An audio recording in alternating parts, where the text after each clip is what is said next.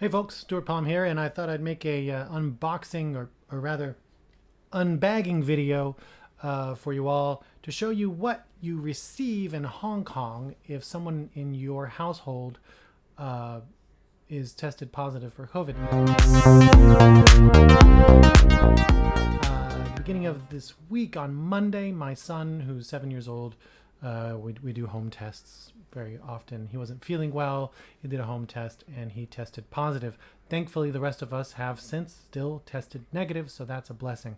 But we reported it to the government, and in this situation, they send you a packet, and the packet came today. Now that's the sixth day since we noticed.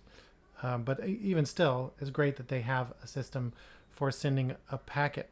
Luckily, my son is totally back to normal in his feeling and behavior, both yesterday and today, although he's still testing very slightly. Like when you get the two lines on the COVID test, the one that says you're positive for COVID, on the days when he's had fever and he's been very ill, there's been a definite positive strong line, the same as you normally have on the negative line, the C and T. But the last couple of days, that line has been very faint. So we're hoping today he'd be COVID free, but maybe tomorrow, probably tomorrow, because he seems totally normal. It's just we're still keeping him with the mask on and keeping him in his room, which is very annoying for a 7-year-old. So he's done great. He hasn't had any breathing issues. He had 1 day of cough and 1 day of high fever where he didn't really want to leave his bed anyway. But his recovery bounced pretty quick.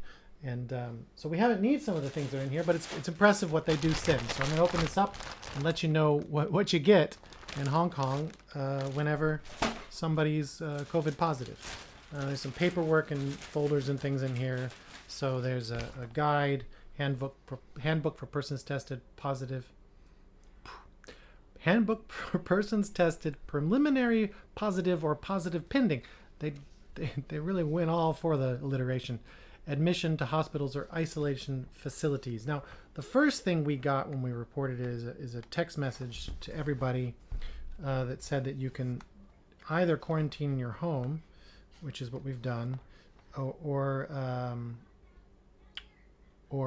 go to a quarantine facility. So they did have that option should we wanted to go to a quarantine facility, which we did not. And there's a page of do's and don'ts. Stay in your room. If you got problems, call. Test yourself. All that kind of stuff. So that's great. Guidelines. There is COVID-19 antigen tests. So the tests that we all know very well with the TNC line and the nose thing. We're all becoming blockheads for that. There's a note in here. It says, "Dear fellow citizens, in our fight against COVID-19 over the past 2 years, we have together overcome 4 waves of the epidemic, one after the other. Now that you are facing the severe 5th wave of the epidemic, yet with your cooperation and support, Hong Kong will be able to ride out the storm again. And we will win this fight." When there's disease and sickness, I am personally, I think it's the wrong choice to frame that as a war, a battle, or a fight. And actually, we have some political things about that right now going on that I'm not going to get into. In order to relieve your anxieties under home isolation and home quarantine, the government has prepared an anti-epidemic bag containing information on stay-home arrangements as well as face masks, rapid antigen tests, thermometers, and anti-epidemic drugs for your use. We would like to express our heartfelt appreciation for every one of you who has endeavored to comply with the anti-epidemic arrangements. In this very difficult time, we should be resolved to overcome the hardship with confidence. Who wrote this? With the staunch support of our country and the concerted efforts of Hong Kong people, we will surely be able to resume our normal lives in the near future. Wish you and your family good health and smooth completion of home quarantine or home isolations. Signed, the anti-epidemic team. Thank you, anti-epidemic team. First of all, there's a medicine here that I'm interested, called Lianho Qingyuan. I'm not going to try that. So this, it's a Chinese medicine. Our helper was not feeling well, although still testing negative the other day, and she took some of this and said it made her feel much better. I also saw some reports of people saying, "Oh, don't take that unless you have a Chinese doctor tell you should take it." So there's questions in the world about this, but I mean, it's a medicine. To clear, scourge, remove toxin, diffuse the lung, and discharge heat. So if you don't know, in Chinese medicine and Chinese practice, there is a concept of well-being that is a balance between the cooling and heating of your system.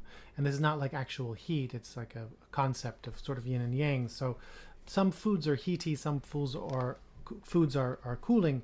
For example, fried food would be heaty, and a lot of vegetables are cooling. Beer is actually cooling. So you can look into that if you know about that. You know what I'm talking about. It's quite fascinating. When I went to Vietnam years ago, we did a cooking class. It was lovely. And every meal, every dish was about the balance of heaty and cool. And, you know, it was all yin-yang, Taoist sort of concept built into food. It's really fun and interesting way to think about food. It says, used for patterns of heat, toxin, assailing the lung, manifested as fever, aversion to cold, muscle soreness, stuffy and runny nose, and so on and so forth. So for colds and flu. So that's interesting. I don't know if you'd call this a homeopathic medicine or just a Chinese medicine or what it is really, but I'm curious myself. So interesting. Next, a digital thermometer. Now that's a great thing to have. We have one of those forehead ones, but you know, when you have two kids, always good to have another thermometer. And I'm impressed that, you know, because these cost at least $10, maybe less if you've got to deal with the government, but you know, they're sending a lot of people out this packet, and that's impressive. More impressive than that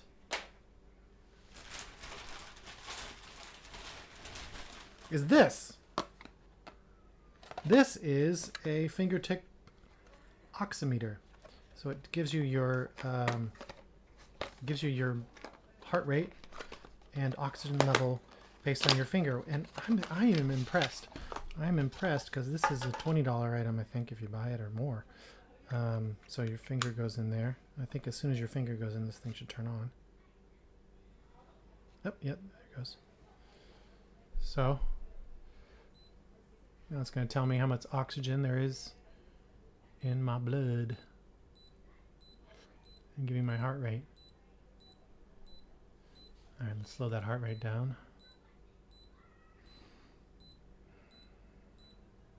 You meditate, you can do that on command. I just went from 92 to 86, now 87. And, you know, 98% or 98 for oxygen levels, pretty good.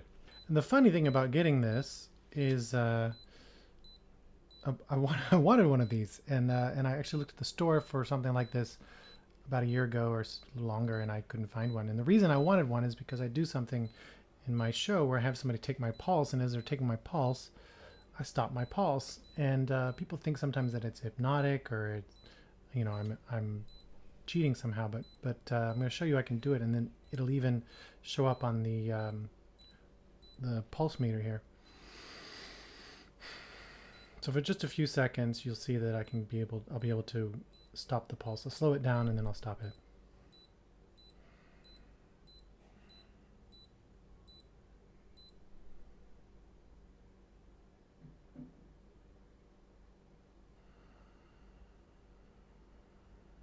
And I'm going to bring it back.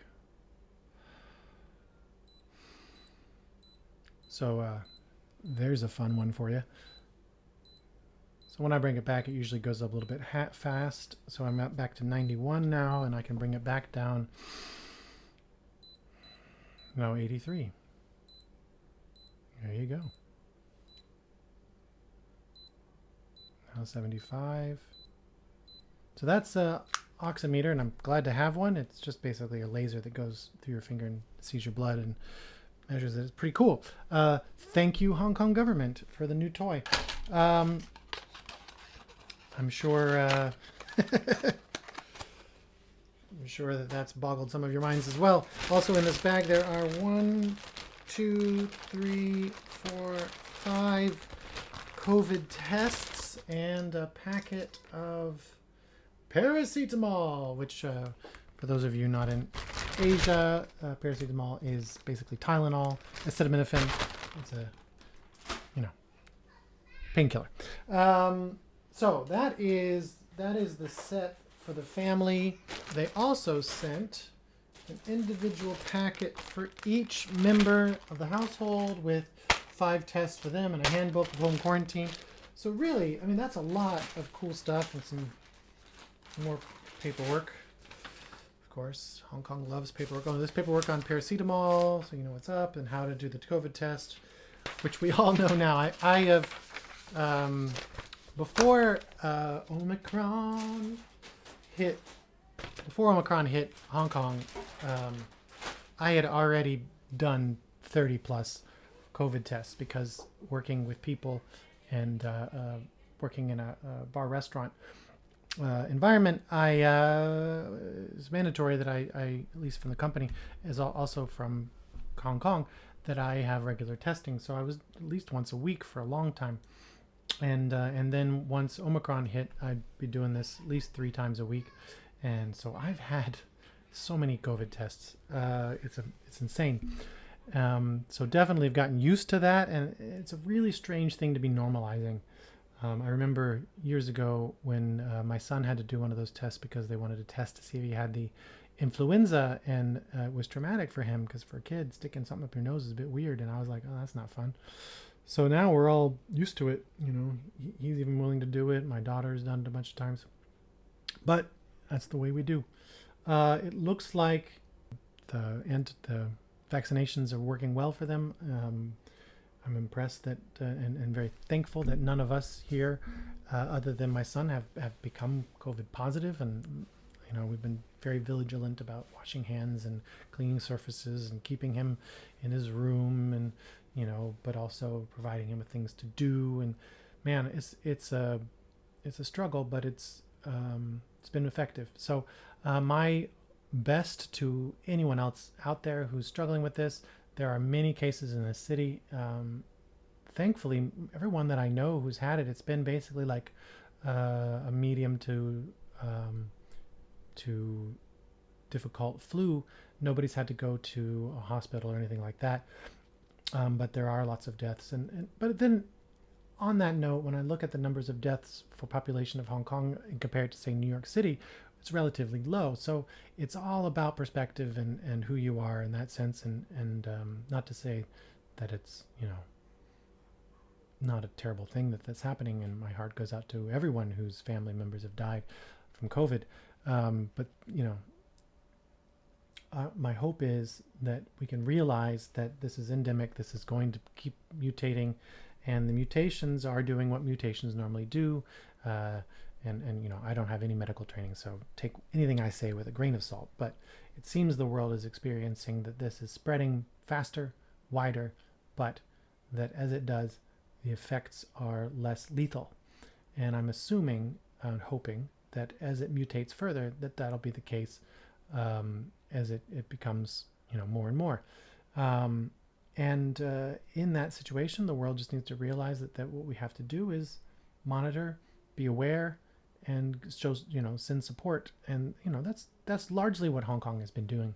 And I'm thankful for that. I think we are past now the idea that it could be zero COVID in the world. And I hope that notion, that we move beyond that notion. That said, I'm thankful that here we are and we're good and we're healthy. And I hope that you are too. Thank you for watching this, and blessed be. Cheers.